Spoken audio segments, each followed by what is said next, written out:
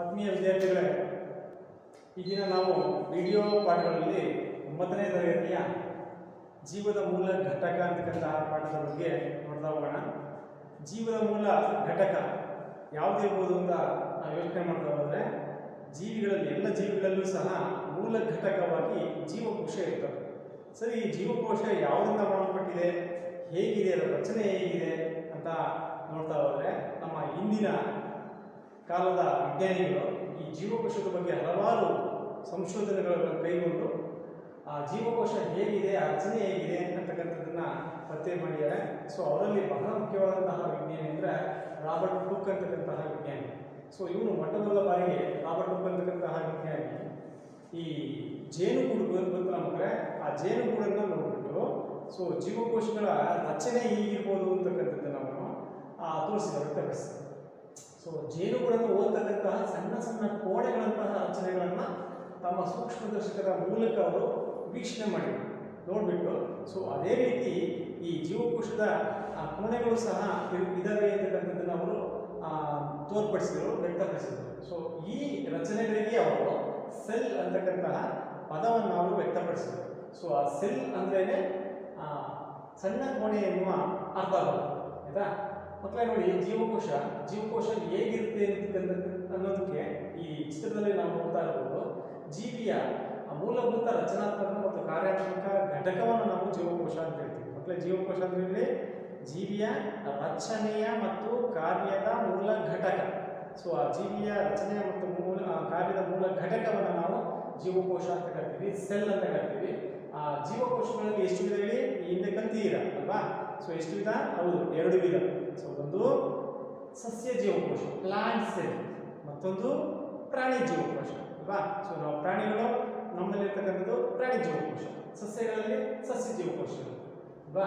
So ಹಾಗೆ ಆ ಜೀವಿಗಳಲ್ಲಿ ನಾವು ಏಕಕೋಶ ಜೀವಿಗಳು ಮತ್ತು ಆ ಜೀವಕೋಶದ ಸಂಖ್ಯೆಯ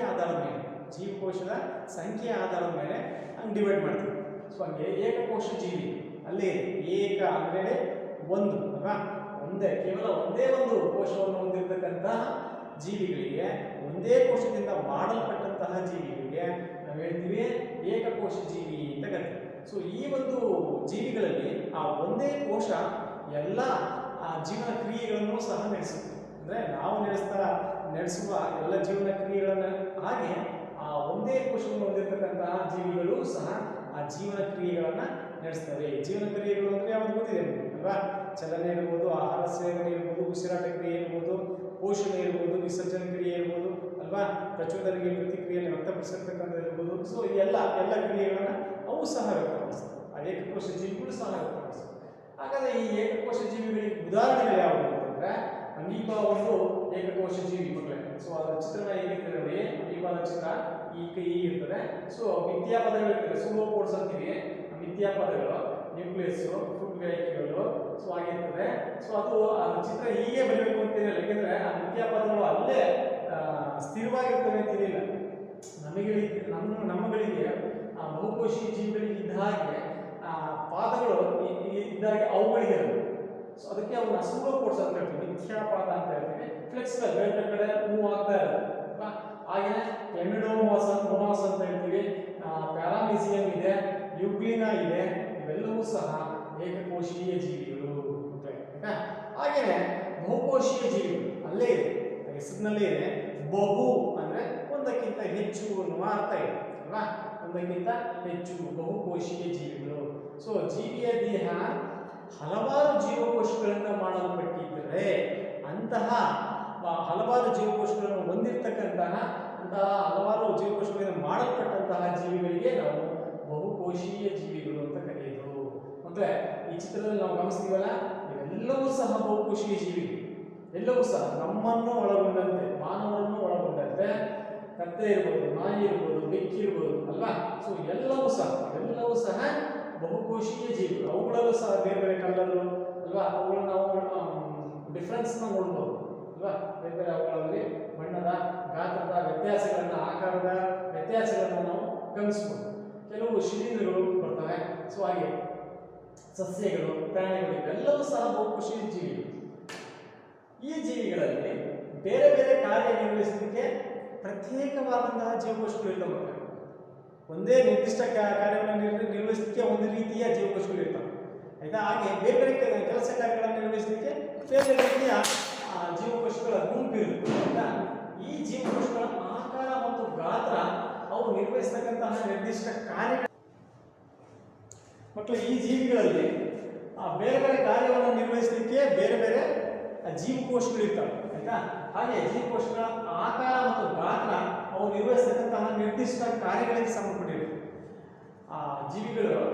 ಜೀವಿಕೋಶಗಳ ಆಕಾರ ಮತ್ತು ಗಾತ್ರ ಇದೆಯಲ್ಲ, ಅವು ನಿರ್ವಹಿಸತಕ್ಕಂತಹ ಕಾರ್ಯಗಳಿಗೆ ಅದು ಸಂಬಂಧಪಟ್ಟಿದೆ. ಸೊ ಹಂಗೆ ಒಂದೊಂದು ಜೀವಕೋಶಗಳ ಗಾತ್ರ ಮತ್ತು ಆಕಾರಗಳನ್ನು ನಾವು ಗಮನಿಸಬಹುದು. ಜೀವಕೋಶಗಳಲ್ಲಿ ನಿರ್ದಿಷ್ಟ ಕಾರ್ಯಗಳನ್ನು ನಿರ್ವಹಿಸುವ ಜೀವಂತ ರಚನೆಗಳಿಗೆ ನಾವು ಕಣದಂಗಗಳು ಅಂತ ಕರಿತೀವಿ. ಸೊ ಅವೇನೇ ಆರ್ಗಾನಲ್ಸ್ ಇವೆ, ಕಣದಂಗಗಳು. ಅವು ನಿರ್ದಿಷ್ಟ ಕೆಲಸ ಕಾರ್ಯಗಳನ್ನ ನಿರ್ವಹಿಸ್ತವೆ ಆ ಜೀವಕೋಶದಲ್ಲಿ, ಆಯ್ತಾ. ಇಲ್ಲಿ ನೋಡಿ ಮಕ್ಕಳೇ, ಸೊ ಅಂತ ಆ ರೀತಿಯ ಕಾರ್ಯಗಳನ್ನ ನಾವು ಇಲ್ಲಿ ಗಮನಿಸಬಹುದು. ಆರ್ಗಾನಲ್ಸ್ ಆಫ್ ದಿ ಸೆಲ್ ಅಂದ್ರೆ ಕಣದಂಗಗಳು, ಜೀವಕೋಶದ ಒಳಗಡೆ ಇರತಕ್ಕಂತಹ ಸೂಕ್ಷ್ಮ ರೀತಿಯ ಭಾಗಗಳು, ರಚನೆಗಳು ನಾವು ಕಣದಂಗಗಳು ಅಂತ ಕರಿತೀವಿ. ಸೊ ಒಂದೊಂದು ಸಹ ಒಂದೊಂದು ರೀತಿಯ ಕೆಲಸ ಕಾರ್ಯಗಳನ್ನ ನಿರ್ವಹಿಸ್ತವೆ. ಸೊ ಇದು ಗಾಲ್ಗಿ ಸಂಕೀರ್ಣ ಅಂತ ಹೇಳ್ತೀವಿ. ಸೊ ಹಾಗೆ ಇದು ಸ್ಮೂತ್ ಎಂಡೋಪ್ಲಾಸ್ಮಿಕ್ ರೆಟಿಕ್ಯುಲಮ್ ಅಂದ್ರೆ ಮೃದುವಾದ ಎಂಡೋಪ್ಲಾಸ್ಮಿಕ್ ರೆಟಿಕ್ಯುಲಮ್ ಇದು. ಹಾಗೇನೆ ಇದು ರಫ್ ಎಂಡೋಪ್ಲಾಸ್ಮಿಕ್ ರೆಟಿಕ್ಯುಲಮ್. ಇದಕ್ಕೂ ಡಿಫ್ರೆನ್ಸ್ ಏನಪ್ಪ ಅಂತಂದ್ರೆ ಇದ್ರ ಮೇಲೆ ರೈಬೋಸೋಮ್ಸ್ ಇರ್ತವೆ, ಆದ್ರೆ ಇದ್ರ ಮೇಲೆ ರೈಬೋಸೋಮ್ಸ್ ಇರಲ್ಲ. ಸೊ ಹಾಗಾಗಿ ರೈಬೋಸೋಮ್ಸ್ ಇಲ್ಲದ್ದು ಸ್ಮೂತ್ ಆಗಿರುತ್ತೆ, ನಯವಾಗಿರುತ್ತೆ. ರೈಬೋಸೋಮ್ಸ್ ಇರ್ತಕ್ಕಂಥದ್ದು ಒರಟಾಗಿದೆ, ಎಂಡೋಪ್ಲಾಸ್ಮಿಕ್ ರೆಟಿಕ್ಯುಲಮ್. ಸೊ ರೈಬೋಸೋಮ್ಸ್ ದೊಡ್ಡನೇ ಆಕಾರದ ರಚನೆಗಳು, ನ್ಯೂಕ್ಲಿಯಸ್, ಸೊ ವ್ಯಾಕ್ಯೂಲ್ ಇರುತ್ತೆ, ಲೈಸೋಸೋಮ್ಸ್ ಇರ್ತವೆ, ಆಯ್ತಾ. ಸೆಲ್ ಮೆಂಬ್ರೇನ್ಸ್ ಇರ್ತದೆ. ಹಾಗೆ ಸೈಟೋಪ್ಲಾಸಮ್, ಮೈಟೋಕಾಂಡ್ರಿಯಾ ಶಕ್ತಿ ಉತ್ಪಾದನಾ ಘಟಕವಾಗಿ ಮೈಟೋಕಾಂಡ್ರಿಯಾ ಜೀವಕೋಶದ ಶಕ್ತಿ ಉತ್ಪಾದನಾ ಘಟಕ ಯಾವುದೇ ಮೈಟೋಕಾಂಡ್ರಿಯಾ. ಹಾಗೆ ನಮಗೆ ಉದಾಹರಣೆ ಕಣದಂಗಗಳು ಜೀವಕೋಶದೊಳಗೆ ಹೊಸ ವಸ್ತುವನ್ನು ತಯಾರಿಸುವುದು ಹಾಗೂ ಉತ್ಪತ್ತಿಯಾದಂತಹ ತ್ಯಾಜ್ಯ ವಸ್ತುಗಳನ್ನು ಹೊರಹಾಕತಕ್ಕಂತಹ ಕೆಲಸ ಕಾರ್ಯಗಳನ್ನು ಜೀವಕೋಶಗಳಿಗೆ ಮತ್ತು ಹೊರಗೆ ಮಾಡ್ತವೆ. ಸೊ ಹಾಗೆ ಜೀವಕೋಶಗಳ ಕಾರ್ಯ ಯಾವುದೇ ಆಗಿದೆ, ಜೀವಕೋಶದ ಕಾರ್ಯ ಯಾವುದೇ ಆಗಲಿ ಮತ್ತು ಅವು ಯಾವುದೇ ಜೀವಿಗಳಲ್ಲಿ ಕಂಡು ಬರಲಿ, ಎಲ್ಲ ಜೀವಕೋಶಗಳು ಸಹ ಒಂದೇ ರೀತಿಯ ಕಣದಂಗಗಳನ್ನು ಹೊಂದಿರ್ತವೆ ಮಕ್ಕಳೇ. ಇದು ಮುಖ್ಯವಾಗಿ ಜೀವಕೋಶ ಅದು ಯಾವುದೇ ಪ್ರಾಣಿ ಇದೆ, ಬೇರೆ ಬೇರೆ ಪ್ರಾಣಿಗಳ ಜೀವಕೋಶಗಳು ಇವೆ, ಅವುಗಳಲ್ಲಿ ಎಲ್ಲ ಜೀವಕೋಶಗಳು ಸಹ ಒಂದೇ ರೀತಿಯ ಕಣದಂಗಗಳನ್ನು ಹೊಂದಿರ್ತವೆ. ಅಂದ್ರೆ ಮೈಟೋಕಾಂಡ್ರಿಯಾ ಎಲ್ಲದರಲ್ಲೂ ಇರುತ್ತೆ ಅಲ್ವಾ, ಲೈಸೋಸೋಮ್ ಇರುತ್ತೆ. ಸೊ ಹಾಗೆ ಪ್ರಾಣಿ ಜೀವಕೋಶಗಳಲ್ಲಿ ಕಂಡು ಬರ್ತಕ್ಕಂತಹ ಕಣದಂಗಗಳು. ಸೊ ಮತ್ತೆ ಸಸ್ಯ ಜೀವಕೋಶ ಮತ್ತು ಪ್ರಾಣಿ ಜೀವಕೋಶಗಳಲ್ಲಿ ಕಂಡು ಬರ್ತಕ್ಕಂತಹ ಕಣದಂಗಗಳ ಸ್ವರೂಪ ಬೇರೆ ಆಗಿರುತ್ತೆ. ಕೆಲವೊಂದು ಕಣದಂಗಗಳು ಸಸ್ಯ ಜೀವಕೋಶಗಳಲ್ಲಿ ಇರ್ತವೆ, ಅದು ಪ್ರಾಣಿ ಜೀವಕೋಶದಲ್ಲಿ ಇರಬೇಕು ಅಂತ ಏನಿಲ್ಲ, ಆಯ್ತಾ. ಪತ್ರ ಇರುತ್ತೆ, ಉದಾಹರಣೆಗೆ ಪತ್ರ ಇರುತ್ತೆ, ಸಸ್ಯ ಜೀವಕೋಶದಲ್ಲಿ ಇದೆ, ಪ್ರಾಣಿ ಜೀವಕೋಶದಲ್ಲಿ ಇಲ್ಲ. ಹಾಗೆ ನೆಕ್ಸ್ಟ್ ಮಕ್ಕಳೇ, ಕೋಶ ಪೊರೆ ಈ ಜೀವಕೋಶದ ರಚನೆಯಲ್ಲಿ ಕಂಡುಬರ್ತಕ್ಕಂಥದ್ದು ಬಹಳ ಮುಖ್ಯವಾಗಿದೆ.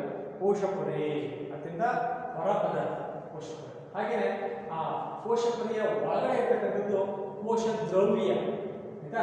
ಸೊ ಹಾಗೆಯೇ ಕೋಶ ಕೇಂದ್ರ ಆ ಕೋಶ ದ್ರವ್ಯದ ಮತ್ತು ಕೋಶ ಪೊರೆಯ ಇಡೀ ಜೀವಕೋಶದ ಮಧ್ಯದಲ್ಲಿ ಅಥವಾ ಯಾವುದಾದ್ರೂ ಒಂದು ಭಾಗಕ್ಕೆ ಸರಿಸಲ್ಪಟ್ಟಿರ್ತದೆ. ಸಸ್ಯ ಜೀವಕೋಶದಲ್ಲಾದ್ರೆ ಒಂದು ಭಾಗಕ್ಕೆ ಸರಿಸಲ್ಪಟ್ಟಿರುತ್ತೆ, ಪ್ರಾಣಿ ಜೀವಕೋಶದಲ್ಲಾದ್ರೆ ಅದು ಜೀವಕೋಶದ ಆಲ್ಮೋಸ್ಟ್ ಸೆಂಟರ್ನಲ್ಲಿ ಇರ್ತದೆ.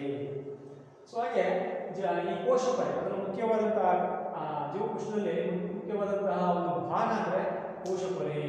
ಜೀವಕೋಶದ ಒಳಗಿನ ಭಾಗಗಳನ್ನು ಹೊರಗಿನ ಪರಿಸರದಿಂದ ಬೇರ್ಪಡಿಸುವ ಅತ್ಯಂತ ಹೊರಗಿನ ಹೊದಿಕೆನೇ ಕೋಶ ಪೊರೆ. ಸೆಲ್ ಮೆಂಬ್ರೇನ್ ಅಂತ ಕರಿತೀವಿ ಮಕ್ಕಳ, ಸೆಲ್ ಮೆಂಬ್ರೇನ್. ಮತ್ತೆ ಅದು ಒಂಥರ ಬಾರ್ಡರ್ ಸೆಕ್ಯೂರಿಟಿ ಫೋರ್ಸ್ ಇದ್ದಂಗೆ, ಆಯ್ತಾ. ಬಾರ್ಡರ್ ಸೆಕ್ಯೂರಿಟಿ ಫೋರ್ಸ್ ಇದ್ದರೆ ಎಲ್ಲ ವಸ್ತುಗಳನ್ನು ಸಹ ಒಳಗೆ ಹೋಗ್ಲಿಕ್ಕೆ ಬಿಡಲ್ಲ. ಆಯ್ದ ಅಂದರೆ ಆ ಜೀವಕೋಶಕ್ಕೆ ಸಹ್ಯವಾಗಿರ್ತಕ್ಕಂತಹ ಜೀವಕೋಶಕ್ಕೆ ಉಪಯೋಗ ಆಗ್ತಕ್ಕಂತಹ ವಸ್ತುಗಳನ್ನು ಮಾತ್ರ ಒಳಗೆ ಹೋಗ್ಲಿಕ್ಕೆ ಬಿಡುತ್ತೆ. ಆ ಜೀವಕೋಶಕ್ಕೆ ಹಾನಿಯನ್ನು ಉಂಟು ಮಾಡ್ತಕ್ಕಂತಹ ವಸ್ತುಗಳನ್ನು ಬಿಡಲಿಲ್ಲ. ಅದು ಕೋಶ ಪೊರೆ. ಸೊ ಇದು ಜೀವಕೋಶದ ಒಳ ಹೋಗುವ ಮತ್ತು ಹೊರಬರುವ ಕೆಲವು ವಸ್ತುಗಳ ಚಲನೆಯನ್ನು ನಿಯಂತ್ರಿಸುತ್ತೆ ಮಕ್ಕಳು. ಅದೇ ಹೇಳಿದ್ದನ್ನು ನಿಯಂತ್ರಿಸುತ್ತೆ. ಇದನ್ನ ಆ ಕಾರಣದಿಂದಲೇ ಇದನ್ನ ನಾವೇನಂತಂದ್ರೆ ಅರೆವ್ಯಾಪ್ಯ ಪೊರೆ ಅಂತ ಹೇಳ್ತೀವಿ. ಅಂದ್ರೆ ಸೆಮಿ ಪರ್ಮಿಯೇಬಲ್ ಮೆಂಬ್ರೇನ್ ಅಂತ ಕರಿತೀವಿ, ಆಯ್ತಾ. ಅರೆವ್ಯಾಪ್ಯ ಪೊರೆ, ಸೆಮಿ ಪರ್ಮಿಯೇಬಲ್ ಮೆಂಬ್ರೇನ್, ಎಲ್ಲ ವಸ್ತುಗಳನ್ನು ಹೋಗ್ಲಿಕ್ಕೆ ಬಿಡ ಇರೋದಿಲ್ಲ. ಸೆಲ್ ಮೆಂಬ್ರೇನ್ ಇದು ಜೀವಕೋಶ. ಸೊ ಅತ್ಯಂತ ಹೊರಪದರ ಮೊದಲೇ ಇದು ಸೆಲ್ ಮೆಂಬ್ರೇನ್ ಆಯ್ತಾ, ಸೆಲ್ ವಾಲ್ ಆಯ್ತಾ, ಪೆರಿಪ್ಲಾಸಮ್.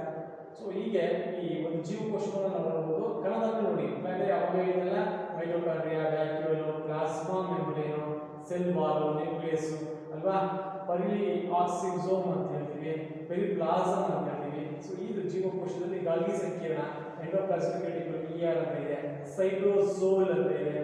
ಸೊ ಜೀವಕೋಶ ಹೊರಗಡೆ ಇರತಕ್ಕಂತಹ ಕಣಗಳನ್ನು ನಾವು ಗಮನಿಸಬಹುದು. ಹಾಗೆ ಮತ್ತೆ ಈ ಕೋಶ ಪೊರೆ ವಿಸರಣೆ ಕ್ರಿಯೆ ಅಂದ್ರೆ ಏನು ಆಯ್ತಾ, ಕೋಶ ಪೊರೆ ಈ ವಿಸರಣೆ ಕ್ರಿಯೆಯನ್ನು ನಡೆಸ್ತದೆ. ಏನಾಗುತ್ತೆ ವಿಸರಣೆ ಕ್ರಿಯೆ ಅಂದ್ರೆ ಏನು? ಆಸ್ಮೋಸಿಸ್ ಅಂತ ಕರಿತೀವಿ, ಆಸ್ಮೋಸಿಸ್ ಅಂತ ಕರಿತೀವಿ ಅಲ್ವಾ. ಸರಿ, ವಸ್ತುಗಳು ಅಧಿಕ ಸಾಂದ್ರತೆಯ ಪ್ರದೇಶದಿಂದ ಅಲ್ಪ ಸಾಂದ್ರತೆಯ ಪ್ರದೇಶಕ್ಕೆ ಅಂದ್ರೆ ಕಡಿಮೆ ಸಾಂದ್ರತೆಯ ಪ್ರದೇಶಕ್ಕೆ ಈ ಅರೆವ್ಯಾಪ್ಯ ಪೊರೆ ಅಂದ್ರೆ ಕೋಶ ಪೊರೆ ಅದರ ಮೂಲಕ ಚಲಿಸತಕ್ಕಂತಹ ಪ್ರಕ್ರಿಯೆ ಅಥವಾ ವಿಧಾನ ಇದೆಯಲ್ಲ ಅದನ್ನೇ ನಾವು ವಿಸರಣೆ ಅಂತ ಹೇಳ್ತೀವಿ. ಅದನ್ನೇ ನಾವು ವಿಸರಣೆ ಮೊದಲೇ ಈ ಚಿತ್ರದಲ್ಲಿ ನಾವು ಗಮನಿಸಬಹುದು. ನಾವು ಈ ಚಿತ್ರದಲ್ಲಿ ನೋಡಿ ಇಲ್ಲಿ ಕೆಂಪು ಬಣ್ಣದ ಕಣಗಳಿದ್ದಾವೆ ಅಧಿಕ ಸಾಂದ್ರತೆಯಾಗಿ, ಇಲ್ಲಿ ನೀಲಿ ಬಣ್ಣದ ಕಣಗಳು. ಸೊ ಇಲ್ಲಿಂದ ಈ ಕಡೆಗೆ ಆ ಕೆಂಪು ಕಣಗಳು ಚಲಿಸ್ತಾ ಇರ್ತವೆ ಅಲ್ವಾ, ಇದರಲ್ಲಿ ಗಮನಿಸಬಹುದು ಚಲಿಸ್ತಾ ಇದ್ದಾವೆ. ಇಲ್ಲಿ ಎಲ್ಲ ಮಿಕ್ಸಪ್ ಆಗಿದೆ ಅಲ್ವಾ. ಅಂದ್ರೆ ಅಧಿಕ ಸಾಂದ್ರತೆಯ ಅಥವಾ ಸಾರಥಿಯ ಪ್ರದೇಶದಿಂದ ಕಣಗಳ ಚಲನೆ ಅಲ್ಪ ಸಾಂದ್ರತೆಯ ಪ್ರದೇಶದ ಕಡೆಗೆ ಚಲಿಸುತ್ತೆ. ಅದನ್ನೇ ನಾವು ಹೇಳ್ತೀವಿ ವಿಸರಣೆ ಅಂತ ಹೇಳ್ತೀವಿ, ಆಸ್ಮೋಸಿಸ್ ಅಂತ ಹೇಳ್ತೀವಿ. ಸೊ ಆ ಕೆಲಸವನ್ನು ಮಾಡಲಿಕ್ಕೆ ಈ ಕೋಶ ಪೊರೆ ಅದು ಮಾಡ್ತೀವಿ.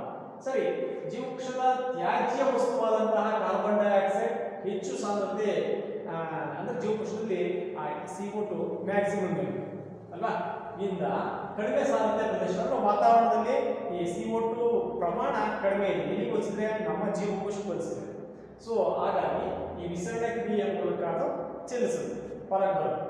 ಹಾಗೆ ಅದೇ ಆಕ್ಸಿಜನ್ ಹೆಚ್ಚು ಸಾಂದ್ರತೆಯ ಪ್ರದೇಶ ವಾತಾವರಣದಲ್ಲಿ ಆಮ್ಲಜನಕದ ಪ್ರಮಾಣ ಜಾಸ್ತಿ ಇದೆ ನಮ್ಮ ಜೀವಕೋಶಕ್ಕೆ ಹೋಲಿಸಿದ್ರೆ ಅಲ್ವಾ. ಹಾಗೆ ಅಲ್ಲಿಂದ ಕಡಿಮೆ ಸಾಂದ್ರತೆಯ ಪ್ರದೇಶಗಳು ಅಂದ್ರೆ ನಮ್ಮ ದೇಹದ ಜೀವಕೋಶಗಳು ಅಲ್ಲಿಗೆ ವಿಸರಣೆಯ ಮೂಲಕ ಈ ಆಕ್ಸಿಜನ್ ಚಲಿಸುತ್ತೆ. ನಮ್ಮ ಜೀವಕೋಶಗಳಿಗೆ ಆಕ್ಸಿಜನ್ ದೊರೆಯುತ್ತೆ. ಯಾವ ಕ್ರಿಯೆಯ ಮೂಲಕ? ಇದೇ ವಿಸರಣೆ ಕ್ರಿಯೆಯ ಮೂಲಕ. ಯಾವ ಭಾಗದ ಮೂಲಕ? ಕೋಶ ಪೊರೆಯ ಮೂಲಕ. ಅರೆವ್ಯಾಪ್ಯ ಪೊರೆ ಅಂತ ಕರಿತೀವಿ, ಆ ಕೋಶ ಪೊರೆಯ ಮೂಲಕ. ಹಾಗೆ ಈ ಕೋಶ ಪೊರೆಯನ್ನ ಅದರ ಮೂಲಕ ಅಭಿಸರಣೆ ಕ್ರಿಯೆಯೂ ಸಹ ಜರುಗುತ್ತೆ. ಒಂದು ವಿಸರಣೆ ಕ್ರಿಯೆ ಅಂತ ಹೇಳಿದ್ವಿ, ಅದು ಸಹ ಈ ಕೋಶ ಪೊರೆಯ ಮೂಲಕ ಜರುಗುತ್ತೆ. ಹಾಗೆಯೇ ಅಭಿಸರಣೆ ಕ್ರಿಯೆಯೂ ಸಹ ಜರುಗುತ್ತೆ. ಹಾಗಾದ್ರೆ ವಿಸರಣೆ ಅಂತ ಗೊತ್ತಾಯ್ತು. ಅಲ್ಪ ಸಾಂದ್ರತೆಯ ಪ್ರದೇಶದಿಂದ ಅಧಿಕ ಸಾಂದ್ರತೆಯ ಪ್ರದೇಶದಿಂದ ಅಲ್ಪ ಸಾಂದ್ರತೆಯ ಪ್ರದೇಶಕ್ಕೆ ಕಣಗಳ ಚಲನೆಯಿಂದ ಗೊತ್ತಾಯ್ತು ವಿಸರಣೆ. ಅಭಿಸರಣೆ ಅಂದ್ರೆ ಏನು? ಈ ಅಭಿಸರಣೆ ಅಂದ್ರೆ ನೀರಿನ ಅಣುಗಳು ಅಧಿಕ ಸಾಂದ್ರತೆಯ ಪ್ರದೇಶದಿಂದ ಕಡಿಮೆ ಸಾಂದ್ರತೆಯ ಪ್ರದೇಶಕ್ಕೆ ಅದೇ ಅರೆವ್ಯಾಪ್ಯ ಪೊರೆಯ ಮೂಲಕ ಅಂದ್ರೆ ಸೆಮಿ ಪರ್ಮಿಯಬಲ್ ಮೆಂಬ್ರೇನ್ ಕೋಶ ಪೊರೆ ಅದರ ಮೂಲಕ ಚಲಿಸೋದನ್ನೇ ನಾವೇನಂತೀವಿ ಅಭಿಸರಣೆ ಕ್ರಿಯೆ ಅಂತ ಕರಿತೀವಿ. ಅದೇನೇ ಅಭಿಸರಣೆ ಕ್ರಿಯೆ. ಮಕ್ಕಳ ಚಿತ್ರ ತೋರಿಸಿರಲಿ ಆಸ್ಮೋಸಿಸ್ ಕ್ರಿಯೆ ತೋರಿಸಿರಲಿ. ಈ ಸೆಮಿ ಪರ್ಮಿಯಬಲ್ ಮೆಂಬ್ರೇನ್ ಅಂದ್ರೆ ಕೋಶ ಪೊರೆ ಆಯ್ತಾ, ಕೋಶ ಪೊರೆ. ಸೊ ಇಲ್ಲಿ ವಾಟರ್ ಅಂದ್ರೆ ನೀರಿನ ಕಣಗಳ ಸಾರಥಿ ಇಲ್ಲಿ ಜಾಸ್ತಿ ಇದೆ ಆಯ್ತಾ. ಸೊ ಈ ಭಾಗದಲ್ಲಿ ಶುಗರ್ ಕಂಟೆಂಟ್ ಅಂದ್ರೆ ಈ ಕೆಂಪು ಬಣ್ಣದಲ್ಲಿರ್ತಕ್ಕಂಥದ್ದೆಲ್ಲ ಶುಗರ್ ಅಂತ ಕಣಗಳು ತಿಳ್ಕೊಂಡ್ರೆ, ಸೊ ಹಾಗೆ ಇಲ್ಲಿ ನೀರಿನ ಕಣಗಳ ಸಾರಥ್ಯ ಜಾಸ್ತಿ ಇದೆ. ಹಾಗಾಗಿ ಅಲ್ಲಿಂದ ಈ ಕಡೆ ಇಲ್ಲಿ ನೀರಿನ ಕಣಗಳ ಸಾರಥ್ಯ ಕಡಿಮೆ ಇದೆ. ಹಾಗಾಗಿ ನೀರಿನ ಕಣಗಳ ಅಣುಗಳ ಅಧಿಕ ಸಾಂದ್ರತೆ ಪ್ರದೇಶದಿಂದ ಅಲ್ಪ ಸಾಂದ್ರತೆ ಪ್ರದೇಶಕ್ಕೆ ಮೂವ್ ಆಗಲು ಚಲಿಸುವುದನ್ನೇ ನಾವು ಏನಂತೀವಿ ಅಭಿಸರಣೆ ಅಂತ ಕರಿತೀವಿ ಆಯ್ತಾ. ಸೊ ಅದನ್ನು ತೋರಿಸಿರ್ತಕ್ಕಂಥ ಚಿತ್ರ. ಮಕ್ಕಳೇ ಅಭಿಸರಣೆ ಅಂತ ಗೊತ್ತಾಯ್ತಲ್ಲ, ವಿಸರಣೆ ಮತ್ತು ಅಭಿಸರಣೆ ಅಂತ ಗೊತ್ತಾಯ್ತಲ್ಲ. ಮುಂದಕ್ಕೆ ನೋಡೋಣ. ಈ ಕೋಶ ಪೊರೆ ಅಭಿಸರಣೆ ಕ್ರಿಯೆ ನೀರಿನಲ್ಲಿ ಕರಗಿರುವ ವಸ್ತುಗಳ ಪ್ರಮಾಣ ಕೋಶ ಪೊರೆಯ ಮೂಲಕ ಚಲಿಸುವ ನೀರಿನ ಮೇಲೆ ಪ್ರಭಾವವನ್ನು ಬೀರುತ್ತದೆ. ಉದಾಹರಣೆಗೆ ಸಿಹಿ ನೀರಿನ ಏಕಕೋಶ ಜೀವಿಗಳು ನೀರನ್ನ ಪಡೆದುಕೊಳ್ತಕ್ಕಂಥದ್ದು. ಸಿಹಿ ನೀರಿನಲ್ಲಿ ಇರತಕ್ಕಂತಹ ಏಕಕೋಶ ಜೀವಿಗಳು ನೀರನ್ನ ಪಡ್ಕೊಳ್ತಕ್ಕಂತಹ ಕ್ರಿಯೆ ಈ ಅಭಿಸರಣೆ ಕ್ರಿಯೆಯ ಒಂದು ವಿಧಾನದಿಂದ ಆಯ್ತಾ. ಹಾಗೆ ಎರಡನೇದಾಗಿ ಸಸ್ಯಗಳು ಬೇರಿನಿಂದ ನೀರನ್ನ ಹೀರಿಕೊಳ್ಳುವುದು. ಯಾಕೆಂತಂದ್ರೆ ಮಣ್ಣಿನಲ್ಲಿ ನೀರಿನ ಕಣಗಳ ಸಾರತೆ ಜಾಸ್ತಿ ಇದೆ. ಸಸ್ಯದ ದೇಹದಲ್ಲಿ ಕಡಿಮೆ ಇದೆ ಅಲ್ವಾ. ಹಾಗಾಗಿ ಈ ಅಭಿಸರಣೆ ಕ್ರಿಯೆಯಿಂದ ಹಸಿರು ಸಸ್ಯಗಳು ಮಣ್ಣಿನಿಂದ ನೀರಿನ ಕಣಗಳನ್ನ ಹೀರ್ಕೊಳ್ತವೆ. ಅಭಿಸರಣೆ ಕ್ರಿಯೆ ಮೂಲಕ ಹೀರ್ಕೊಳ್ತವೆ. ಅದಕ್ಕೆ ಉದಾಹರಣೆ ಆಯ್ತಾ. ಈಗ ಗೊತ್ತಾಯ್ತಲ್ಲ ಅಭಿಸರಣೆ ಕ್ರಿಯೆ ಅಂದ್ರೆ ಏನು, ಅವರಿಗೆ ಉದಾಹರಣೆ ಏನು ಅನ್ನೋದು ಗೊತ್ತಾಯ್ತಲ್ಲ. ಮುಂದಕ್ಕೆ ನೋಡೋಣ. ಹಾಗೆ ಸಕ್ಕರೆ ಅಥವಾ ಉಪ್ಪಿನ ದ್ರಾವಣದಲ್ಲಿ ಸಸ್ಯ ಅಥವಾ ಪ್ರಾಣಿ ಜೀವಕೋಶಗಳನ್ನ ಇರಿಸಿದಾಗ ನಾವು ಅದರಲ್ಲಿ ಈ ಕೆಳಗಿನ 3 ಕ್ರಿಯೆಗಳಲ್ಲಿ ಯಾವುದಾದ್ರೂ ಒಂದು ಕ್ರಿಯೆ ಜರುಗಬಹುದು. ಯಾವುದರಲ್ಲಿ ಸಕ್ಕರೆ ಅಥವಾ ಉಪ್ಪಿನ ದ್ರಾವಣದಲ್ಲಿ ಏನು ಇಟ್ಟಿದ್ದೀವಿ, ಯಾವುದಾದ್ರೂ ಸಸ್ಯ ಅಥವಾ ಪ್ರಾಣಿ ಜೀವಕೋಶವನ್ನು ಇಟ್ಟಿದ್ದೀವಲ್ಲ. ಸೊ ಆ ಇಟ್ಟಾಗ ಈ 3 ಕ್ರಿಯೆಗಳಲ್ಲಿ ಒಂದು ನಡೆಯಬಹುದು. ಯಾವುದು? ಒಂದನೇದಾಗಿ ಅತಿ ಕಡಿಮೆ ಸಾರಥ್ಯ ದ್ರಾವಣದಲ್ಲಿ ಇಟ್ಟಿದ್ದೀವಿ, ಅಥವಾ ಸಮ ಸಾರಥ್ಯ ದ್ರಾವಣದಲ್ಲಿ ಇಟ್ಟಿದ್ದೀವಿ, ಅಥವಾ ಅಧಿಕ ಸಾರಥ್ಯ ದ್ರಾವಣದಲ್ಲಿ ಇಟ್ಟಿದ್ದೀವಿ ಆಯ್ತಾ. ಸೊ ಈ 3ರಲ್ಲಿ ಇಟ್ಟಾಗ ಅಭಿಸರಣೆ ಕ್ರಿಯೆ ವಿಸರಣೆ ಕ್ರಿಯೆ ಅಂತ ಬಂತಲ್ಲ, ಆ ಕ್ರಿಯೆಗಳು ಅದು ಜರುಗಬಹುದು. ಯಾವುದಾದ್ರೂ 3ರಲ್ಲಿ ಒಂದು ಜರುಗಬಹುದು ಅಂತ ಹೇಳ್ತೀವಿ. ಜೀವಕೋಶವನ್ನು ಆವರಿಸಿರುವ ಮಾಧ್ಯಮದ ನೀರಿನ ಸಾರಥ್ಯವು ಜೀವಕೋಶದ ಒಳಗಿನ ನೀರಿನ ಸಾರಥ್ಯ ಅಥವಾ ಸಾಂದ್ರತೆ ಎರಡೂ ಸೇಮ ಸಾರಥ್ಯದಿಂದ ಹೆಚ್ಚಾಗಿದ್ದಲ್ಲಿ ಅಭಿಸರಣೆಗೆ ಕ್ರಿಯೆಯಿಂದ ಜೀವಕೋಶವು ನೀರನ್ನು ಪಡೆಯುತ್ತದೆ. ಇಂತಹ ದ್ರಾವಣವೇ ಅತಿ ಕಡಿಮೆ ಸಾರಥ್ಯ ದ್ರಾವಣ, ಅಂದ್ರೆ ಹೈಪೋಟೋನಿಕ್ ಸೊಲ್ಯೂಷನ್ ಅಂತ ಹೇಳ್ತೀವಿ. ಹೈಪೋಟೋನಿಕ್ ಸೊಲ್ಯೂಷನ್ ಅಂದ್ರೆ ಅತಿ ಕಡಿಮೆ ಸಾರಥ್ಯ ದ್ರಾವಣ ಅಂತ ಹೇಳ್ತೀವಿ. ಸೊ ಇದು ಹೈಪೋಟೋನಿಕ್ ಸೊಲ್ಯೂಷನ್ ಅನ್ನಿಸ್ಬೋದು. The cells inflate and eventually burst ಆಯ್ತಾ. So hypotonic solution water is transported into the cell. ಇದರಿಂದ ಸೆಲ್ ಒಳಗೆ ನೀರು ಹೇಗೆ ಹೋಗ್ತಕ್ಕಂಥದ್ದನ್ನ ತೋರಿಸಿರ್ತಕ್ಕಂಥದ್ದು. ಇಲ್ಲಿ ನೀರು ಜೀವಕೋಶದ ಹೊರಗೆ ಹೋಗುವುದಕ್ಕಿಂತ ಹೆಚ್ಚಿನ ಪ್ರಮಾಣದಲ್ಲಿ ಜೀವಕೋಶದ ಒಳಗೆ ಪ್ರವೇಶಿಸುತ್ತದೆ. ಯಾಕೆಂತಂದ್ರೆ ಆ ಜೀವಕೋಶಗಳು ಕಡಿಮೆ ಇದೆ ಅಲ್ವಾ, ಹೊರಗೆ ಜಾಸ್ತಿ ಇದೆ ನೀರಿನ ಕಣಗಳ ಸಾರಥ್ಯ. ಹಾಗಾಗಿ ಆ ಒಂದು ಪ್ರಕ್ರಿಯೆ ನಡೆಯುತ್ತೆ.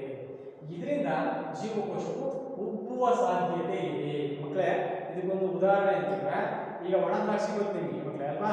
ಒಣ ದ್ರಾಕ್ಷಿಯನ್ನ ನಾವು ತಂದು ರಾತ್ರಿ ಸಮಯದಲ್ಲಿ ಒಂದು ಸ್ವಲ್ಪ ಒಂದು ಲೋಟಕ್ಕೆ 8-10 ಒಣ ದ್ರಾಕ್ಷಿನ ಹಾಕಿ ಸ್ವಲ್ಪ ನೀರನ್ನು ಹಾಕಿಬಿಟ್ಟು ಇಟ್ಟು ಬೆಳಿಗ್ಗೆ ಎದ್ದು ನೋಡಿದ್ರೆ ಆ ಒಣ ದ್ರಾಕ್ಷಿ ದಪ್ಪಗಾಗಿದೆ, ದುಂಡಗಾಗಿದೆ. ಅದು ಉದಾಹರಣೆ. ಯಾಕೆ? ಆ ಒಣ ದ್ರಾಕ್ಷಿಯ ಹೊರಭಾಗದಲ್ಲಿ ನೀರಿನ ಕಣಗಳ ಸಾಂದ್ರತೆ ಜಾಸ್ತಿ ಇದೆ, ಒಣ ದ್ರಾಕ್ಷಿಯ ಒಳಗಡೆ ನೀರಿನ ಸಾಂದ್ರತೆ ಕಡಿಮೆ ಇದೆ. ಸೊ ಅಭಿಸರಣೆಯ ಮೂಲಕ ಆ ನೀರು ಆ ಒಣ ದ್ರಾಕ್ಷಿಯ ಜೀವಕೋಶಗಳ ಒಳಗಡೆ ಚಲಿಸಿರುತ್ತೆ ಆಯ್ತಾ. ಹಾಗೆ ನೆಕ್ಸ್ಟ್ ನೋಡ್ರೆ ಐಸೋಟೋನಿಕ್ ಸೊಲ್ಯೂಷನ್ ಅಂದ್ರೆ ಸಮಸಾರಥ್ಯ ದ್ರಾವಣ. ಜೀವಕೋಶವನ್ನು ಆವರಿಸಿದ ಮಾಧ್ಯಮದ ನೀರಿನ ಸಾರಥ್ಯವು ಜೀವಕೋಶದ ಒಳಗಿನ ನೀರಿನ ಸಾರಥ್ಯಕ್ಕೆ ಸಮ ಆದರೆ ಕೋಶ ಪರಿಯ ಮೂಲಕ ನೀರಿನ ಕಣಗಳ ಚಲನೆ ಇರುವುದಿಲ್ಲ ಅಲ್ವಾ. ಇಂತಹ ದ್ರಾವಣವನ್ನು ನಾವು ಅವಾಗ ಎರಡು ಬ್ಯಾಲೆನ್ಸ್ ಇದೆ, ಜೀವಕೋಶದ ಸಸ್ಯ ಅಥವಾ ಪ್ರಾಣಿ ಜೀವಕೋಶಗಳು ಅದರ ಹೊರಗೆ ಮತ್ತು ಒಳಗೆ ಸಾರಥ್ಯ ಈಕ್ವಲ್ ಆಗಿದೆ, ಅಂಥದ್ದನ್ನೇ ನಾವು ಸಮಸಾರಥ್ಯ ದ್ರಾವಣ ಅಂತ ಕರಿತೀವಿ, ಅರ್ಥಾತ್ ಐಸೋಟೋನಿಕ್ ಸೊಲ್ಯೂಷನ್ ಅಂತ ಕರಿತೀವಿ ಆಯ್ತಾ. ಸೊ ಅವಾಗ ಹೊರಗೆ ಮತ್ತೆ ಒಳಗೆ ನೀರಿನ ಕಣಗಳ ಚಲನೆ ಇರೋದಿಲ್ಲ. ಯಾಕೆ ಇರೋದಿಲ್ಲ? ಬ್ಯಾಲೆನ್ಸ್ ಆಗಿದೆ, ಸಮವಾಗಿದೆ ಅಲ್ವಾ. ಸೊ ಹಾಗೆ ಅದನ್ನು ತೋರಿಸಿರ್ತಕ್ಕಂತಹ ಚಿತ್ರಣ. ನೆಕ್ಸ್ಟ್ ಸಮಸಾರಥ್ಯ ದ್ರಾವಣ ಐಸೋಟೋನಿಕ್ ಸೊಲ್ಯೂಷನ್ಗೆ ಸಂಬಂಧಪಟ್ಟಾಗೆ ಇಲ್ಲಿ ನೀರಿನ ಅಣುಗಳು ಕೋಶ ಪೊರೆಯ ಎರಡೂ ದಿಕ್ಕಿನಲ್ಲಿ ಸರಾಗವಾಗಿ ಚಲಿಸ್ತವೆ, ಹೊರಗೆ ಮತ್ತೆ ಒಳಗೆ. ಅಂದರೆ ಜೀವಕೋಶದ ಒಳಗೆ ಬರುವ ನೀರಿನ ಪ್ರಮಾಣವು ಹೊರಹೋಗುವ ನೀರಿನ ಪ್ರಮಾಣಕ್ಕೆ ಸಮವಾಗಿರುತ್ತೆ ಆಯ್ತಾ. ಒಟ್ಟಾರೆಯಾಗಿ ಸಮವಾಗಿರೋದ್ರಿಂದ ನೀರಿನ ಚಲನೆ ಇರೋದಿಲ್ಲ, ಯಾಕಂದ್ರೆ ಎರಡು ಕಡೆ ಈಕ್ವಲ್ ಇದೆ, ಸರಿ ಇದೆ.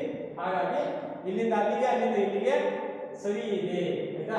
ಸೊ ಹೀಗೆ ಚಲನೆ ಇರೋದಿಲ್ಲ, ನೀರಿನ ಚಲನೆ ಇರೋದಿಲ್ಲ. ಜೀವಕೋಶ ಮೂಲ ಗಾತ್ರದಲ್ಲೇ ಇರುತ್ತೆ. ಆ ಒಂದು ಸಂದರ್ಭದಲ್ಲಿ ಜೀವಕೋಶ ಮೂಲ ಗಾತ್ರದಲ್ಲಿ ಯಾವ ಗಾತ್ರದಲ್ಲಿ ಇತ್ತೋ ಅದೇ ಗಾತ್ರದಲ್ಲೇ ಇರುತ್ತೆ. ಈ ರೀತಿಯ ಐಸೋಟೋನಿಕ್ ಸೊಲ್ಯೂಷನ್ ನಲ್ಲಿ. ಹಾಗೆಯೇ ನೆಕ್ಸ್ಟ್ ಒನ್ ಹೈಪರ್ಟೋನಿಕ್ ಸೊಲ್ಯೂಷನ್, ಅಧಿಕ ಸಾರಥ್ಯ ದ್ರಾವಣ. ಅಧಿಕ ಸಾರಥ್ಯ ದ್ರಾವಣ ಜೀವಕೋಶವನ್ನು ಆವರಿಸಿದ ಮಾಧ್ಯಮದ ನೀರಿನ ಸಾಂದ್ರತೆಯು ಅಥವಾ ಸಾರಥ್ಯವು ಜೀವಕೋಶದ ಒಳಗಿನ ನೀರಿನ ಸಾರಥ್ಯದಿಂದ ಕಡಿಮೆಯಾಗಿದ್ದಲ್ಲಿ ಅಭಿಸರಣೆ ಕ್ರಿಯೆಯಿಂದ ಜೀವಕೋಶವು ನೀರನ್ನು ಕಳೆದುಕೊಳ್ಳುತ್ತೆ ಅಲ್ವಾ. ಪಡ್ಕೊಳ್ಳೋದು ಬೇರೆ, ಇಲ್ಲಿ ಕಳ್ಕೊಳ್ತಾ ಇದೆ ಮಕ್ಕಳೇ ಆಯ್ತಾ. ಅತಿ ಕಡಿಮೆ ಸಾಂದ್ರತೆಯ ದ್ರಾವಣದಲ್ಲಿ ಪಡ್ಕೊಳ್ತಿತ್ತು, ಇಲ್ಲಿ ಕಳ್ಕೊಳ್ತಾ ಇದೆ, ನೀರನ್ನು ಕಳೆದುಕೊಳ್ಳುತ್ತದೆ. ಇಂತಹ ದ್ರಾವಣವನ್ನೇ ನಾವೇನಂತ ಹೇಳ್ತೀವಿ, ಅಧಿಕ ಸಾರತೆಯ ದ್ರಾವಣ ಅಂತ ಕರಿತೀವಿ, ಅರ್ಥಾತ್ ಹೈಪರ್ಟೋನಿಕ್ ಸೊಲ್ಯೂಷನ್ ಅಂತ ಕರಿತೀವಿ ಆಯ್ತಾ. ಸೊ ಈ ರೀತಿಯ ಸಂದರ್ಭಗಳು ಸಹ ಜರುಗುತ್ತವೆ. ಇಲ್ಲಿ ಪುನಃ ನೀರಿನ ಅಣುಗಳು ಕೋಶ ಪೊರೆಯ ಎರಡೂ ದಿಕ್ಕಿನಲ್ಲಿ ಸರಾಗವಾಗಿ ಚಲಿಸುತ್ತವೆ. ಅಂದ್ರೆ ಜೀವಕೋಶದ ಒಳ ಹೋಗುವುದಕ್ಕಿಂತ ಹೆಚ್ಚಿನ ನೀರು ಜೀವಕೋಶದಿಂದ ಹೊರಗೆ ಚಲಿಸುತ್ತದೆ. ಜೀವಕೋಶದ ಒಳಗೆ ಮತ್ತು ಹೊರಗೆ ನೀರಿನ ಕಣಗಳ ಚಲನೆ ಆಗುತ್ತೆ, ಆದರೆ ಒಳ ಹೋಗೋದಕ್ಕಿಂತ ಹೊರಗೆ ಬರ್ತಕ್ಕಂತಹ ನೀರಿನ ಅಂಶವೇ ಜಾಸ್ತಿ ಬರ್ತದೆ ಆಯ್ತಾ. ಆದ್ದರಿಂದ ಜೀವಕೋಶ ಮುದುಡುತ್ತದೆ ಆಯ್ತಾ. ಮೊದಲಿಂದು ಅದೇ ಒಣದ್ರಾಕ್ಷಿ ಅಲ್ಲಿ ಅತಿ ಕಡಿಮೆ ಸಾಂದ್ರತೆಯ ದ್ರಾವಣ, ಅಲ್ಲಿ ಆ ಜೀವಕೋಶ ಉಬ್ಬುತ್ತೆ, ಇಲ್ಲಿ ರಿವರ್ಸ್ ಅಲ್ವಾ. ಹಾಗೆ ಮುಂದಕ್ಕೆ ನೋಡ್ತಾ ಹೋದಾಗ ಹೀಗೆ ಒಂದು ಜೀವಕೋಶದ ಜೀವಿತ ಅವಧಿಯಲ್ಲಿ ನಡೆಯುವ ಅನಿಲಗಳ ಮತ್ತು ನೀರಿನ ವಿನಿಮಯದಲ್ಲಿ ಅಭಿಸರಣೆ ಪ್ರಮುಖವಾದಂತಹ ಪಾತ್ರವನ್ನು ವಹಿಸುತ್ತೆ ಮಕ್ಕಳೇ. ಅಭಿಸರಣ ಕ್ರಿಯೆಗೆ ಆಸ್ಮೋಸಿಸ್ ಇದೆಯಲ್ಲ, ಅದು ಪ್ರಮುಖವಾದಂತಹ ಪಾತ್ರವನ್ನು ವಹಿಸುತ್ತೆ. ಕೋಶ ಪೊರೆಯು ನಮ್ಯವಾಗಿರುತ್ತೆ, ಸಾಮಾನ್ಯವಾಗದು ಫ್ಲೆಕ್ಸಿಬಲ್ ಇರುತ್ತೆ, ನಮ್ಯವಾಗಿರುತ್ತೆ. ಸಾವಯವ ಅಣುಗಳಾದಂತಹ ಲಿಪಿಡ್ ಮತ್ತು ಪ್ರೋಟೀನ್ಗಳಿಂದ ಮಾಡಲ್ಪಟ್ಟಿದೆ. ಕೋಶ ಪೊರೆ ಯಾವ್ದರಿಂದ ಮಾಡಲ್ಪಟ್ಟಿದೆ? ಸಾವಯವ ಆರ್ಗ್ಯಾನಿಕ್ ಮೆಟೀರಿಯಲ್ಸ್ ಆಗಿರ್ತಕ್ಕಂತಹ ಲಿಪಿಡ್ಗಳಿಂದ ಮತ್ತು ಪ್ರೋಟೀನ್ಗಳಿಂದ ಮಾಡಲ್ಪಟ್ಟಿರ್ತದೆ. ಹಾಗೆ ಕೋಶ ಪೊರೆಯ ಈ ನಮ್ಯತೆಯಿಂದಾಗಿ ಜೀವಕೋಶವು ತನ್ನ ಹೊರಗಿನ ಪರಿಸರದಿಂದ ಆಹಾರ ಮತ್ತು ಇತರ ವಸ್ತುಗಳನ್ನು ತನ್ನೊಳಗೆ ತೆಗೆದುಕೊಳ್ಳಲು ಸಾಧ್ಯ ಆಗಿದೆ. ಈ ಪ್ರಕ್ರಿಯೆ ಎಂಡೋಸೈಟೋಸಿಸ್ ಅಂತ ಕರಿತೀವಿ. ಈ ಒಂದು ಪ್ರಕ್ರಿಯೆಗೆ ನಾವು ಏನು ಕರಿತೀವಿ? ಎಂಡೋಸೈಟೋಸಿಸ್ ಅಂತ ಕರಿತೀವಿ. ಈ ವಿಧಾನದಿಂದ ಅಮೀಬಾವು ತನ್ನ ಆಹಾರವನ್ನು ಪಡ್ಕೊಳ್ಳುತ್ತೆ. ಈ ಅಭಿಸರಣ ಕ್ರಿಯೆ ಇದೆಯಲ್ಲ, ಅದರ ಮೂಲಕನೇ ಆ ಅಮೀಬಾ ಆದಂತಹ ಏಕಕೋಶ ಜೀವಿಗಳು ಆಹಾರವನ್ನು ಪಡ್ಕೊಳ್ತವೆ. ಅದರಲ್ಲೇ ಎರಡನೇ ಒಂದು ಕಣದಂಗ ಅಂತಂದ್ರೆ ಕೋಶ ಭಿತ್ತಿ ಅಂತ ಹೇಳ್ತೀವಿ. ಕೋಶ ಭಿತ್ತಿ. ಈ ಕೋಶ ಭಿತ್ತಿ ನೋಡಿ, ಸಸ್ಯ ಜೀವಕೋಶಗಳು ಕೋಶ ಪೊರೆಯ ಜೊತೆಗೆ ಗಡುಸಾದ ಹೊರ ಪದರವನ್ನು ಹೊಂದಿರ್ತವೆ. ಇದೇ ಕೋಶ ಭಿತ್ತಿ. ಹಾಗಾಗಿ ಈ ಕೋಶ ಭಿತ್ತಿ ಪ್ರಾಣಿ ಜೀವಕೋಶದಲ್ಲಿ ಇರುವುದಿಲ್ಲ, ಬದಲಿಗೆ ಕೇವಲ ಸಸ್ಯ ಜೀವಕೋಶದಲ್ಲಿ ಇರ್ತದೆ. ಕೋಶ ಭಿತ್ತಿ. ಪ್ರಾಣಿ ಜೀವಕೋಶದಲ್ಲಿ ಕೋಶ ಪೊರೆ ಮಾತ್ರ ಇರುತ್ತೆ, ಸಸ್ಯ ಜೀವಕೋಶದಲ್ಲಿ ಕೋಶ ಪೊರೆಯ ಜೊತೆಗೆ ಕೋಶ ಭಿತ್ತಿ ಇರ್ತದೆ. ಇದು ಸಸ್ಯ ಜೀವಕೋಶ. ಸಸ್ಯ ಜೀವಕೋಶ ಕೋಶ ಕೇಂದ್ರ ಅರ್ಥಾತ್ ನ್ಯೂಕ್ಲಿಯಸ್ ಅದರ ಒಂದು ಭಾಗಕ್ಕೆ ತಳ್ಳಲ್ಪಟ್ಟಿದೆ. ಅದರ ಸುತ್ತ ಎಂಡೋಪ್ಲಾಸ್ಮಿಕ್ ರೆಟಿಕ್ಯುಲಮ್ ಇದೆ, ವ್ಯಾಕ್ಯೂಲ್ ಇದೆ, ಪತ್ರಹರಿತ ಇದೆ, ಕ್ಲೋರೋಪ್ಲಾಸ್ಟ್ ಅಂತ ಕರಿತೀವಿ. ಪತ್ರಹರಿತ ಇದೆ, ನ್ಯೂಕ್ಲಿಯೋ ಮತ್ತೆ ಮೈಟೋಕಾಂಡ್ರಿಯಾ ಇದೆ ಅಲ್ವಾ. ಹೀಗೆ ಚಿಕ್ಕ ಚಿಕ್ಕ ಕಣಗಳನ್ನು ನಾವು ಕಾಣಬಹುದು. ಹಾಗೆ ಈ ಕೋಶ ಭಿತ್ತಿಯು ಸೆಲ್ಯುಲೋಸ್ ಅಂತಕ್ಕಂತಹ ವಸ್ತುವಿನಿಂದ ಮಾಡಲ್ಪಟ್ಟಿದೆ. ಕೋಶ ಭಿತ್ತಿ ಯಾವುದರಿಂದ ಮಾಡಲ್ಪಟ್ಟಿದೆ? ಸೆಲ್ಯುಲೋಸ್ ಅಂತಕ್ಕಂತಹ ವಸ್ತುವಿನಿಂದ ಮಾಡಲ್ಪಟ್ಟಿದೆ. ಇದು ಸಸ್ಯಕ್ಕೆ ಆಧಾರ ಮತ್ತು ದೃಢತೆಯನ್ನು ನೀಡುತ್ತದೆ. ಆಧಾರ, ಮೆಕ್ಯಾನಿಕಲ್ ಸಪೋರ್ಟ್ ಕೊಡುತ್ತೆ. ಆ ಕೆಲಸವನ್ನ ಆ ಕೋಶ ಭಿತ್ತಿ ಮಾಡ್ತದೆ ಆಯ್ತಾ. ಸಸ್ಯ ಜೀವಕೋಶವು ಅಭಿಸರಣ ಕ್ರಿಯೆಯಿಂದ ನೀರಿನ ಅಂಶವನ್ನು ಕಳೆದುಕೊಂಡಾಗ ಅದರ ಘಟಕಗಳು ಸಂಕುಚಿಸಿ ಕೋಶ ಭಿತ್ತಿಯಿಂದ ದೂರ ಸರಿಯುತ್ತವೆ. ಈ ವಿದ್ಯಮಾನಕ್ಕೆ ನಾವು ಹೇಳ್ತೀವಿ ಜೀವದ್ರವ್ಯ ಆಕುಂಚನ ಅಂತ ಕರಿತೀವಿ. ಜೀವದ್ರವ್ಯ ಆಕುಂಚನ ಅಂತ ಕರಿತೀವಿ. ಈ ಕೋಶ ಭಿತ್ತಿಯಿಂದ ಆದಂತಹ ಜೀವಕೋಶಗಳು ತಮ್ಮ ಸುತ್ತಲಿನ ಮಾಧ್ಯಮದಲ್ಲಿ ಉಂಟಾಗತಕ್ಕಂತಹ ಒತ್ತಡವನ್ನು ತಡೆದುಕೊಳ್ತಕ್ಕಂತಹ ಸಾಮರ್ಥ್ಯ ಅವಕ್ಕಿಲ್ಲ ಆಯ್ತಾ. ಆ ಕೋಶ ಭಿತ್ತಿಗೆ ಆ ಸಾಮರ್ಥ್ಯ ಇರುತ್ತೆ. ಹಾಗೆ ನೆಕ್ಸ್ಟ್ ಕೋಶ ಕೇಂದ್ರ. ಕೋಶ ಕೇಂದ್ರದ ಮಧ್ಯಭಾಗದಲ್ಲಿ ಕಂಡುಬರ್ತಕ್ಕಂತಹ ದುಂಡಾದ ಅಥವಾ ಅಂಡಾಕಾರದ ರಚನೆಗೆ ನಾವು ಕೋಶ ಕೇಂದ್ರ ಅಥವಾ ನ್ಯೂಕ್ಲಿಯಸ್ ಅಂತ ಕರಿತೀವಿ ಮಕ್ಕಳೇ. ಇದನ್ನ ನಾವು ಕೋಶ ಕೇಂದ್ರ ಅಥವಾ ನ್ಯೂಕ್ಲಿಯಸ್ ಅಂತ ಕರಿತೀವಿ. ಇಡೀ ಕೋಶದ ಪ್ರಾಣಿ ಜೀವಕೋಶದ ಆಲ್ಮೋಸ್ಟ್ ಮಧ್ಯಭಾಗದಲ್ಲಿ ಅದು ಕಂಡುಬರ್ತದೆ. ಇದು ಕೋಶ ಕೇಂದ್ರ ಪೊರೆ ಇರತಕ್ಕಂತಹ ಎರಡು ಪದರ, ಈ ಪದರದಿಂದ ಆವರಿಸಲ್ಪಟ್ಟಿದೆ. ಅದು ಸಹ ಎರಡು ಪದರದಿಂದ ಆವೃತ ಆಗಿರುತ್ತದೆ. ಇದರ ಮೂಲಕ ವಸ್ತುಗಳು ನ್ಯೂಕ್ಲಿಯಸ್ನ ಹೊರಗೆ ಅಂದ್ರೆ ಕೋಶ ದ್ರವ್ಯಕ್ಕೆ ಚಲಿಸುತ್ತವೆ. ಇದು ಕೋಶ ದ್ರವ್ಯ. ನ್ಯೂಕ್ಲಿಯಸ್ನ ಒಳಗೆ ಮತ್ತು ಹೊರಗೆ ಈ ಹಿಪ್ಪದರದ ಕೋಶ ಕೇಂದ್ರ ಪೊರೆಯ ಮೂಲಕ ವಸ್ತುಗಳು ಚಲಿಸುತ್ತವೆ. ಹಾಗೆಯೇ ನ್ಯೂಕ್ಲಿಯಸ್ ಅಥವಾ ಕೋಶ ಕೇಂದ್ರ ಕ್ರೋಮೋಸೋಮ್ಸ್ಗಳನ್ನು ಹೊಂದಿರುತ್ತದೆ. ಈ ಕ್ರೋಮೋಸೋಮ್ಗಳನ್ನು ಹೊಂದಿದೆ. ಇವು ಡಿಎನ್ಎ ಮತ್ತು ಆರ್ಎನ್ಎ ಅಂತಕ್ಕಂತಹ ಕಣಗಳಿಂದ ಮಾಡಲ್ಪಟ್ಟಿರ್ತವೆ. ಡಿಎನ್ಎ ಅಂತಂದ್ರೆ ಡಿಆಕ್ಸಿರೈಬೋಸ್ ನ್ಯೂಕ್ಲಿಕ್ ಆಸಿಡ್, ಆರ್ಎನ್ಎ ಅಂದ್ರೆ ರೈಬೋಸ್ ನ್ಯೂಕ್ಲಿಕ್ ಆಸಿಡ್. ಸೊ ಹಾಗೆ ಆ ಅಣುಗಳ ರೂಪದಲ್ಲಿ ಅವುಗಳನ್ನು ಹೊಂದಿರ್ತವೆ. ಕೋಶ ವಿಭಜನೆಯ ಸಂದರ್ಭದಲ್ಲಿ ಕ್ರೊಮ್ಯಾಟಿನ್ ವಸ್ತುವನ್ನ ಈ ವಸ್ತುವು ಕ್ರೋಮೋಸೋಮ್ಗಳಾಗಿ ಪರಿವರ್ತನೆ ಆಗ್ತವೆ. ಮಕ್ಕಳ ಚಿತ್ರದಲ್ಲಿ ನಾವು ನೋಡ್ತಾ ಇರಬಹುದು. ಸೊ ಕ್ರೋಮೋಸೋಮ್ಸ್ ಅಂತ ಕರಿತೀವಲ್ಲ, ಈ ಕ್ರೋಮೋಸೋಮ್ಸ್ ಏನು ಹೊಂದಿದೆ? ಡಿಎನ್ಎ ಇರ್ತದೆ. ಸೊ ಹೀಗೆ ಚಿತ್ರದಲ್ಲಿ ಕಾಣತಕ್ಕಂತಹ ರೀತಿಯಲ್ಲಿ ಅವು ರಚನೆಯನ್ನ ಹೊಂದಿರ್ತವೆ. ಡಿಎನ್ಎ ಡಬಲ್ ಹೆಲಿಕ್ಸ್ ರಚನೆಯಲ್ಲಿ ಕಂಡುಬರತಕ್ಕಂತಹ ಒಂದು ವ್ಯಾಟ್ಸನ್ ಮತ್ತು ಕ್ರಿಕ್ ವಿಜ್ಞಾನಿಗಳು ಹೇಳಿರಲ್ಲ. ಸೊ ಅದಕ್ಕೆ ಅವರಿಗೆ ನೊಬೆಲ್ ಪ್ರಶಸ್ತಿ ಸಿಗ್ತಲ್ಲ. ಸೊ ಅದು ಡಬಲ್ ಹೆಲಿಕ್ಸ್ ರಚನೆಯಲ್ಲಿ ನಾವು ನೋಡ್ತಿದ್ದೀವಲ್ಲ, ಈ ಏಣಿಯನ್ನ ಟ್ವಿಸ್ಟ್ ಮಾಡಿದ್ರೆ ಹೇಗೆ ಕಂಡುಬರುತ್ತೋ ಆ ರೀತಿ ಅದು ಕಂಡುಬರ್ತದೆ. ಹಾಗೆಯೇ ಕೊನೆಯದಾಗಿ ಈ ಕೋಶ ಕೇಂದ್ರದ ಮುಂದಿನ ಒಂದು ವಿಷಯವನ್ನು ನಾವು ನೋಡ್ತಾ ಹೋದ್ರೆ ನೆಕ್ಸ್ಟ್ ಜೀವಕೋಶದ ನಿರ್ಮಾಣ ಮತ್ತು ಸಂಘಟನೆ ಮಾಡಲಿಕ್ಕೆ ಬೇಕಾಗತಕ್ಕಂತಹ ಮಾಹಿತಿಯನ್ನ ಈ ಡಿಎನ್ಎ ಅಣುಗಳು ಹೊಂದಿರ್ತವೆ. ಡಿಎನ್ಎ ಅಣುವಿನ ಕ್ರಿಯಾಶೀಲ ಭಾಗವನ್ನು ನಾವು ಹೇಳ್ತೀವಿ ಜೀನ್ಗಳು ಅಂತ ಕರಿತೀವಿ. ಆ ಡಿಎನ್ಎಲ್ಲಿ ಅತಿ ಕ್ರಿಯಾಶೀಲ ಭಾಗ ಇರ್ತವೆ, ಜೀನ್ ಅಂತಕ್ಕಂತಹ ಭಾಗಗಳು. ಚಿತ್ರದಲ್ಲಿ ನಾವು ಗಮನಿಸಬಹುದು. ಆ ಜೀನ್ಗಳನ್ನ ದೊಡ್ಡ ಪ್ರಮಾಣದಲ್ಲಿ ನಾವು ತೋರಿಸಿರ್ತಕ್ಕಂಥವು. ಈ ಜೀನ್ಗಳು ಆ ವ್ಯಕ್ತಿಯ ಅಥವಾ ಜೀವಿಯ ಗುಣಲಕ್ಷಣಗಳಿಗೆ ಕಾರಣ ಆಗ್ತವೆ. ಆಯ್ತಾ? ಸೊ ಅದಕ್ಕೆ ಹುಟ್ಟಿದಂತಹ ಮಕ್ಕಳಲ್ಲಿ ನಾವು ಗಮನಿಸಿ ಹೇಳ್ಬೋದು. ಕಣ್ಣುಗಳನ್ನು ನೋಡಿದ್ರೆ ಎಲ್ಲ ಅಪ್ಪನ ತರ ಅಥವಾ ಅಮ್ಮನ ತರ ಬಣ್ಣ, ಆ ಮಗುವಿನ ಬಣ್ಣವನ್ನು ನೋಡಿದ್ರೆ ತಾಯಿ ತರ ಅಥವಾ ತಂದೆ ತರ ಅಥವಾ ಅಜ್ಜಿ ತರ ಇದೆ. ಎಲ್ಲ ಆ ತಲೆಯ ಕೂದಲನ್ನು ನೋಡಿದ್ರೆ ಯಾವ ರೀತಿ ಇದೆ ಅಂತ ಕಂಪ್ಯಾರಿಸನ್ ಮಾಡಿ ಹೋಲಿಕೆ ಮಾಡಿ ಮಾತಾಡ್ತೀವಲ್ಲ, ಅವುಗಳಿಗೆ ಕಾರಣ ಈ ಜೀನ್ಗಳು. ಆಯ್ತಾ? ಈ ಜೀನ್ಗಳು ಕಾರಣ. ಕೊನೆಯದಾಗಿ ನೆಕ್ಸ್ಟ್ ಪ್ರೋಕ್ಯಾರಿಯೋಟ್ ಮತ್ತು ಯೂಕ್ಯಾರಿಯೋಟ್ ಅಂತಕ್ಕಂತಹ ಅಂಶ ಬರುತ್ತೆ. ಅದನ್ನ ಮುಂದಿನ ತರಗತಿಯಲ್ಲಿ ನೋಡೋಣ. ಸದ್ಯಕ್ಕೆ ಇಲ್ಲಿಯವರೆಗೆ ಆದಂತಹ ಪಾಠಕ್ಕೆ ಸಂಬಂಧಪಟ್ಟಂತಹ ಪ್ರಶ್ನೆಗಳನ್ನ ಬರ್ಕೊಡ್ರಿ. ಪ್ರಶ್ನೆ 1 ಹೋಮ್ವರ್ಕ್ಗೆ ಬರೀಲಿಕ್ಕೆ. ಪ್ರಶ್ನೆ 1, ಜೀವಕೋಶದ ಮೂಲ ಘಟಕ ಯಾವುದು? ಜೀವಕೋಶದ ಮೂಲ ಘಟಕ ಯಾವುದು? ಎರಡನೇದಾಗಿ ಜೀವಕೋಶ ಎಂದರೇನು? ಎರಡನೇ ಪ್ರಶ್ನೆ, ಜೀವಕೋಶ ಎಂದರೇನು? 2 ವಿಧದ ಜೀವಕೋಶಗಳನ್ನು ಹೆಸರಿಸಿ. 2 ವಿಧದ ಜೀವಕೋಶಗಳನ್ನು ಹೆಸರಿಸಿ. ಮೂರನೇದಾಗಿ ಏಕಕೋಶ ಜೀವಿ